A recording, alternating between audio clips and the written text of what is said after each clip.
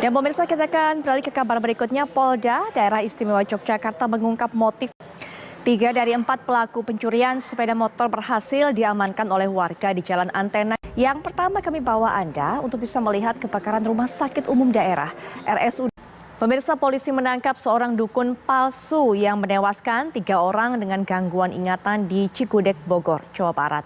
Pelaku sudah menerima pembayaran uang 2 juta rupiah untuk membeli perlengkapan.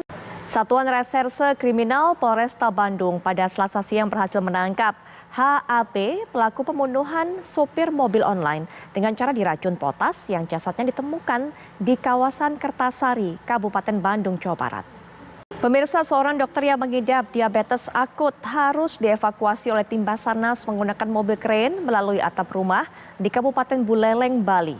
Evakuasi sampai menutup jalan ini dilakukan karena tubuh dokter yang terlalu gemuk dan harus dilarikan ke rumah sakit.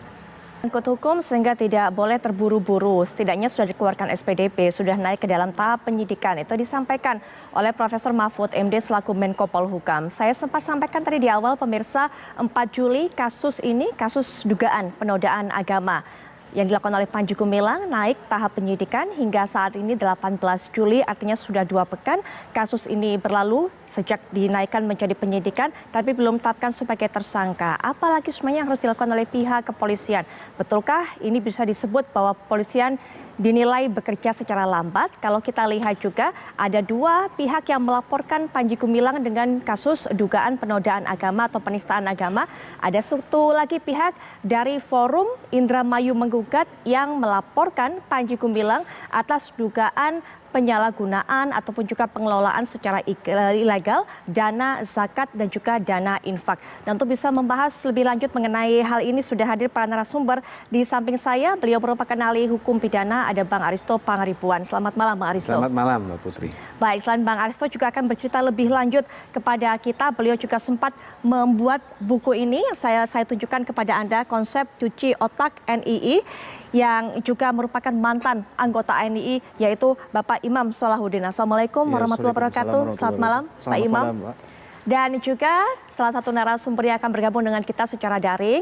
Beliau juga sudah memberikan kesaksiannya kepada pihak kepolisian, yaitu ada Mas Luki Hakim selaku mantan Wakil Bupati Indramayu. Assalamualaikum warahmatullahi wabarakatuh. Lebih lanjut mengenai tadi pasal-pasal yang akan dikenakan kepada Panji Gumilang, Bang Aristo nanti kan siap untuk bisa mengulasnya. Tapi sebelumnya kita lanjutkan tadi apa yang disampaikan oleh Pak Imam, karena sangat sedikit tadi yang Pak Imam barusan cerita, belum menjawab pertanyaan kita semua.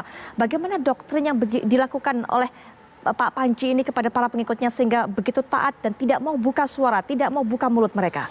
Ya, karena memang itu bagian dari doktrin yang diajarkan dan kesemuanya itu memang menjadi menjadi keyakinan yang melekat dalam. Terlebih dahulu, Mbak Aristo, apa yang membuat kemudian pihak kepolisian ini masih belum menetapkan sebagai tersangka? Kalau menurut pandangan Bang Aristo sebagai ahli hukum pidana?